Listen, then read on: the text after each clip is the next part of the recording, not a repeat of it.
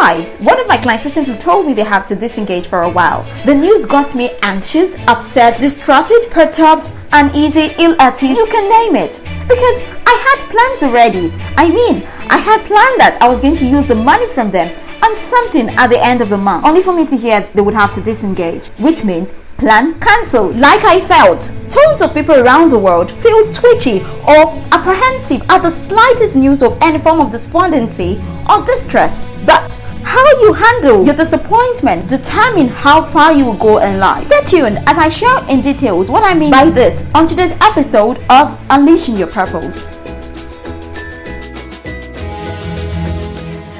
One sure way of overcoming the feeling of edginess is who you have your gaze on and what you have your gaze on. How you see what you carry on your inside, how you see your gifting, or how you see the value you render. And this brings to mind the story of how Jesus fed the multitude with just 5 loaves of bread and 2 fish. Before this popular miracle happened, the disciples had gone to meet Jesus earlier to tell him, Master, send these people off so they could go fend for themselves. But Jesus told them, feed them, that is, don't send them off. The disciples were like, with just 5 loaves of bread and 2 fish, how is that possible?